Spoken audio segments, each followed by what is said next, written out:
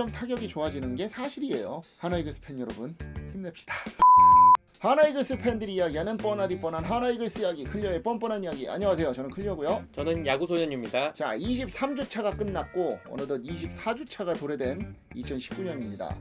이제 8월 말이고 곧 9월 초여서 이번 주 주말부터는 일요일 경기가 오후 2시에 열린다는 점 참고해주세요.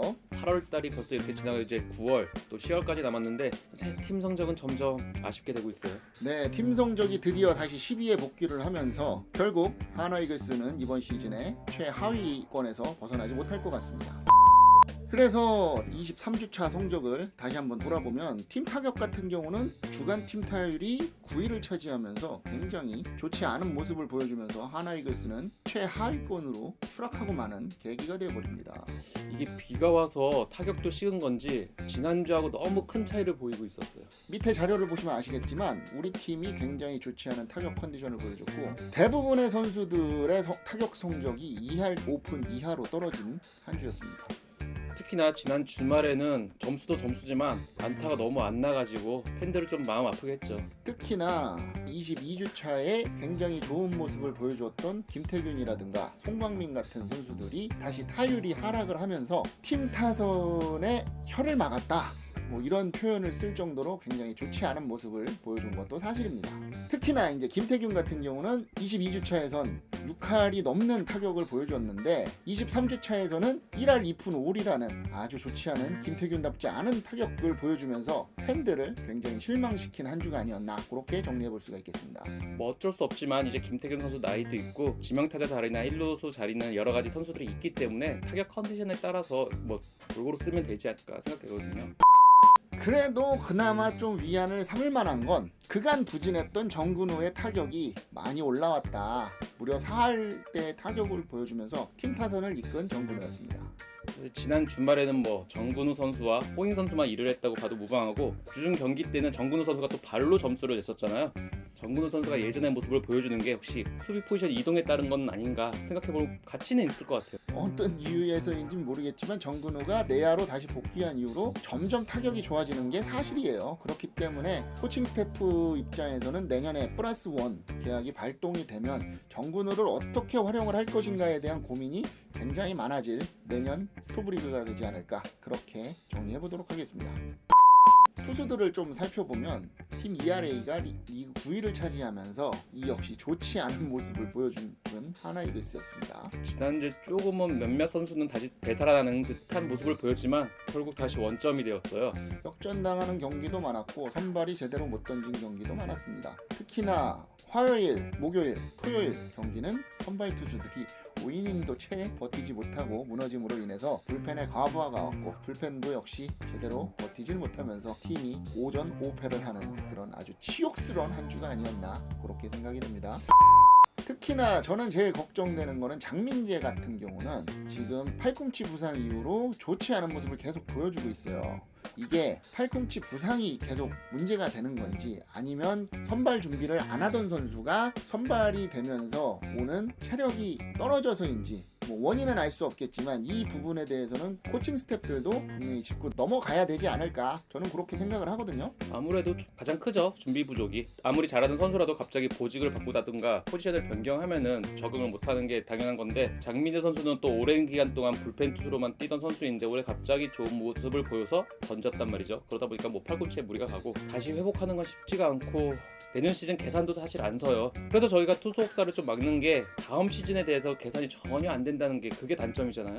장민재 같은 경우는 또 혹사라고도 볼 수는 없는 게 선발 로테이션 계속 돌려줬고 이제 갓 30 된 선수가 그 정도도 못 버티면 그거는 선수 자체의 내구성 부족이 아닌가, 저는 그렇게 생각을 합니다. 임준섭 같은 경우는 뭐 첫 경기 호투 이후 계속 좋지 않은 모습인데 팀에 선발이 없는 관계로 어쩔 수 없이 계속 등판하고 있는 거 아닌가, 이렇게 생각을 해보는데 요거는 좀 송창현하고 위치를 좀 바꿔줘 보는 것도 괜찮지 않을까, 그렇게 생각을 하는데 문제는 체드벨이 언제 복귀하느냐, 그게 가장 문제인 것 같아요. 기사로는 지난주에 복귀한다 그랬다가 또 무산되고 다시 이번 주에 복귀를 한다고 했는데 체드벨 선수의 복귀 여부에 따라 임준섭 선수의 보직도 변동될 가능성도 높고요. 다만 이제 어느 보직에 가든 좀 좋은 모습을 보여주면 좋겠는데 나올 때마다 좋은 모습이 아니어서 조금 아쉽긴 해요. 요즘 제가 기대하고 있는 김희연 같은 경우는 그래도 절반의 성공이지 않았나, 저는 그렇게 생각하거든요. 사실 주중에 등판했을 때 그런 모습을 보여줘서 아 잠깐이었나 했는데 다시 주말에 상대 1선발을 상대로 좋은 모습을 보여줬단 말이죠. 뭐 그 정도만 했으면 김희연 선수는 지금 충분히 성장을 하고 있는 단계니까 내년 시즌까지 좋은 모습을 기대해도 될 것 같아요. 일요일 경기에서 린드블럼과 맞붙었는데 5.2이닝 동안 2실점으로 잘 막았고 심지어 이기고 있었죠. 이기고 있는 상황에서 동생이 이기고 있던 걸 형들이 막아주지 못해서 진 케이스라 상당히 안타까운 일요일 경기였죠.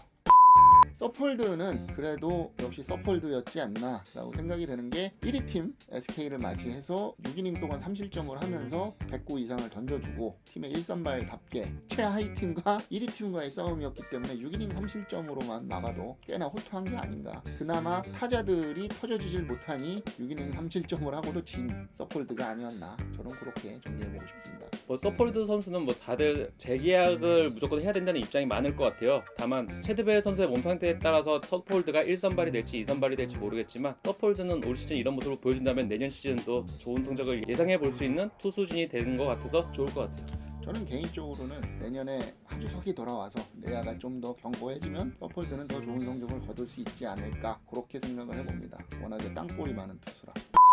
지금 근데 불펜이 문제기는 한데 더 문제라고 생각되어지는 거는 저 개인적으로는 우리 불펜의 주축들이 대부분 나이가 많은 게 올 시즌뿐만 아니고 다음 시즌도 문제가 되지 않을까, 그렇게 생각을 하거든요. 체력 문제는 나이하고 뗄 수 없는 관계인 것 같아요. 지금 현재 구성된 불펜도 나이가 많은데 내년 시즌에 이 선수들 중에 남아있을 선수는 또 누굴지, 또 아니면 지금 약간 안 좋은 모습을 보여주는 선수들 중에 내년 시즌에 복귀할 수 있는 선수가 있을지 사실 걱정도 많습니다. 특히나 이제 윤규진이나 송창식 같은 경우는 좀 중간에 복귀해서 좋은 모습을 보여줄 줄 알았는데 지금 두 선수 다 1군에서 본 지 한참 됐어요. 그렇기 때문에 이 선수들의 내년 시즌을 장담할 수 없는 상태가 아닌가, 이렇게 생각되어지고, 그나마 요즘에 신인 중에 좀 던진다 하는 게 박상원이었는데 한동안 좋지 않은 모습을 보여줬다가 이번 주에는 또 괜찮은 모습을 보여줬기 때문에 이 선수도 한 2, 3년 더 지켜봐야 되지 않을까.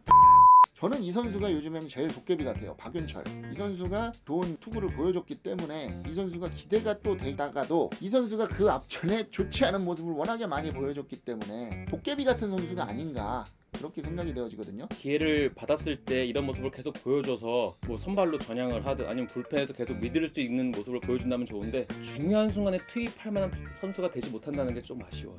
그래도 잘 던졌으니까 다음번엔 좋은 모습을 보여주길 바라고, 또 선발 기회도 한번 준다고 하니까 그때는 좀 좋은 모습을 보여줬으면 좋겠습니다. 김진영도 상당히 좋은 모습으로 던지지 않았나, 그렇게 생각이 돼요.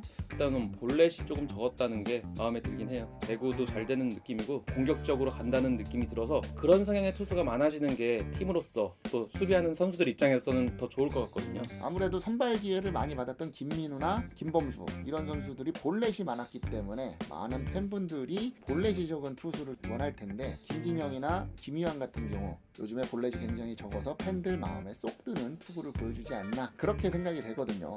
그래서 이 선수들이 좀 잘 됐으면 좋겠다, 그게 제 마음. 모든 팬들의 마음. 자, 24주 차에는 홈에서 4경기를 하지만 사실상 원정 같은 홈 경기가 2경기가 포함이 되어 있기 때문에 홈 2경기 이렇게 한다고 봄이 타당한 일정이라고 생각이 돼요. 청주에서 먼저 키움을 만나고 잠실로 와서 LG와 2연전을 하고 다시 대전으로 가서 KT와 2연전을 하는 이런 스케줄인데 선발은 어떻게 예상이 되죠? 청주에서는 최원태 대 송창현 선수 그리고 이승호 대 김지현 선수가 붙을 예정이고요. LG 잠실전에서는 서폴드 대 켈리, 체드벨 대 차우찬 선수가 붙을 예정입니다. 그리고 주말에는 배재성 대 박윤철, 김민 대 이미한 선수가 붙을 예정이라고 합니다. 키움을 다시 만나는데 하필이면 또 쿠어스 필드에서 청주에서 쿠어스 필드에서 키움을 만나는데 키움과의 청주 경기가 안 좋은 추억이 많죠. 항상 우리 홈구장인데 홈구장 같은 느낌이 안 들어요 사실. 그렇기 때문에 어떻게 될지 모르겠지만 좋은 결과 있었으면 좋겠고, 그래도 좀 기대가 되는 거는 저는 잠실 서폴드 대 켈리전이 우리가 집중을 하고 이겨야 되지 않을까. 다 지금 상위권 팀들이긴 해요. 벅찬 입장이긴 한데 KT 같은 경우는 이제 와일드카드 자리를 계속 압박하고 있는 입장이니까 집중을 계속 할 거란 말이죠. 이번 주 일정 역시 쉽지도 않고 12된 입장에서는 참 슬픕니다. 연패를 빨리 끊었으면 좋겠어요. 저는 서폴드의 10승을 위해서 목요일 경기가 굉장히 중요하지 않을까. 직관 가시나요? 시간이 되면 가겠죠. 티켓은 있는데 시간이 없네요. 월말이라 바빠. 마감 쳐야 돼요. 자, 이렇게 이번 주도 5위권 이상에서 5위권 싸움을 하는 팀들과 총 6연전을 갔죠. 상위권 팀들에게 고춧가루 부대가 되는 하나이글스가 됐으면 좋겠습니다. 이게 지난주에는 좀 즐거운 마음으로 리뷰를 했었는데 5연패를 하니까 슬픈 월요일이 되었네요. 또 일주일 만에 그냥 또다시 초장집 분위기가 됐어요. 다음 주에는 좀 그래도 기쁘게 리뷰할 수 있는 한 주가 됐으면 좋겠고요. 하나이글스 팬 여러분, 힘냅시다. 힘냅시다. 기운 냅시다. 영상 재밌게 보셨으면 구독과 좋아요 눌러주시고요. 영상에 대해서 안 좋은 점 그리고 좋은 점 그리고 이런 점은 꼭 다뤄줬으면 좋겠다라고 생각하는 점 있으면 댓글 남겨주시기 바랍니다. 댓글 남겨주시면 꼭 반영해서 영상 제작하도록 하겠습니다. 하나이글스 팬들이 이야기하는 뻔하디 뻔한 하나이글스 이야기, 클리어의 뻔뻔한 이야기, 오늘 여기까지 하겠습니다. 그럼 다음 시간까지 안녕. 끝.